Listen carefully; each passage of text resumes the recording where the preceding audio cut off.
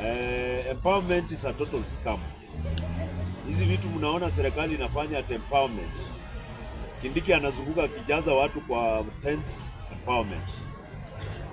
Rais anaita vijana na wajaza Statehouse empowerment. Hizo vitu zote it is a total scam. It is a total scam. Na hakuna nchi ulimwenguni, no single country in the world has developed with the handouts. Zile country mnasikia zinaitwa Asian Tigers. Singapore, Malaysia na South Korea. They never developed with the handouts. They never developed with the handouts. Handouts cannot develop a country. The only way we can develop this country, kama rais ako very serious, he wants to develop the Kenya economy. Kama rais ako very serious, anataka to create jobs, he must simply do one thing: invest a lot of resources in manufacturing. Invest a lot of resources in manufacturing. Revive companies that have collapsed. Revive cotton industry. Revive petroleum industry. Revive all those companies that have collapsed. That is the only way you can grow the Kenyan economy. That is the only way you can create jobs in Kenya. Handouts are simply knee-jerk reactions to the problem of unemployment in this country. Handouts will never develop our economy. They will not. Handouts, hata mtu akipewa 1,000, what happens after that 1,000? Atakula hiyo 1,000, what next? So hii pesa ambayo wana waste on handouts, if they are serious, and I hope we shall one day get a president who will be serious and in fact invest in manufacturing.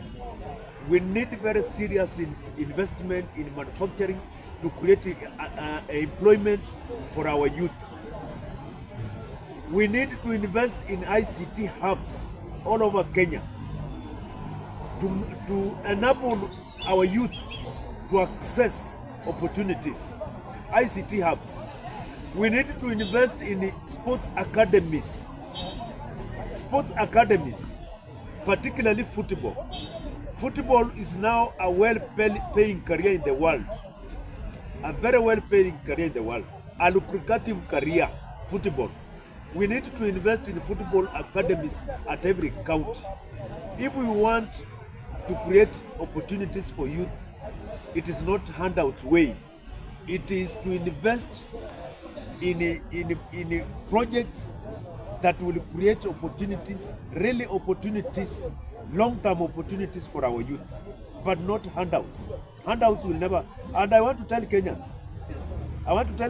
for every single shilling you receive in the form of handout from a politician, you must know that you are like a sheep or a goat being fattened for slaughter. Kama unapokea shilingi kutoka kwa mwanasiasa, kama unapokea pesa kutoka kwa mwanasiasa, wewe ni kama kondoo ama mbuzi inakuwa fattened before ichinjwe. That money that you are being given in the form of handouts, you will pay it because it must come back through corruption. Ile pesa hamupewi bure wa Kenya. You are not being given free money. If any politician gives you 100 shillings, 200 shillings, or any politician gives you a motorbike that is empowering you, or if any politician gives you a sewing machine ama mashini ya kinyozi, anakupatia pesa ambayo ameiba, na lazima atarudisha hiyo pesa kupitia kwa njia ya kuiba, na ataiba double. So it is we Kenyans who are enabling corruption in this country. We must tell President Ruto, and we must tell this government, that these knee-jerk reactions to unemployment will not help. Let the government invest in manufacturing, because we cannot create jobs when companies are closing in Kenya and moving to neighboring countries, because the environment of doing business in Kenya is toxic. and the other companies are scaling down. They are struggling, they are scaling down. So hii kitu ya handouts as Kenyans, kama tunataka kuchange hii nchi, ni lazima tubadilishe, lazima tukatae kupewa handouts na politicians. Lazima tukatae, lazima tuambie politicians we need jobs. We don't want handouts, we want jobs.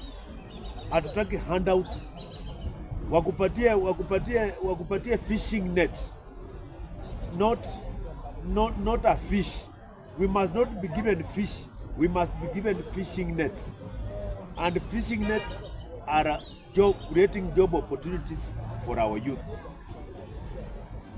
Na corruption katika hii nchi iko mingi sana. Corruption in this country is at unprecedented levels. Unprecedented levels. Corruption is too high. You can see e-Citizen, you can see NTSA, and various other departments of the government. There is very rampant corruption going on. You can see barabara inatoka Nairobi iende Mau Summit mpaka Nakuru. Barabara ya 175 kilometers itatugharimu 175 billion, which means 1 billion per kilometer. Which kind of road is that? We are building a road from Nairobi through Mau Summit to Nakuru using 175 billion. 1 billion per kilometer. That is outright corruption, and that is why madeni zinaendelea kuongezeka. President Ruto aliahidi atatoa Kenya kwa madeni, badala ya kutoa Kenya kwa madeni anaongeza madeni zaidi, kwa sababu Mwai Kibaki in 2 years, comparing Mwai Kibaki first 2 years, Uhuru Muigai Kenyatta first 2 years, President Ruto first 2 years. In 2 years, Mwai Kibaki borrowed 240 billion. In 2 years. In 2 years, Uhuru Muigai Kenyatta borrowed 1.2 trillion. 1.2 trillion. In 2 years, Ruto has borrowed 2.3 trillion. 2.3 trillion. So he's the president who has borrowed the highest under 2 years. Comparing the previous presidents in 2 years and comparing President Ruto in 2 years. So what I'm saying, that corruption in this country is too high, and all the resources, our revenue goes into private pockets.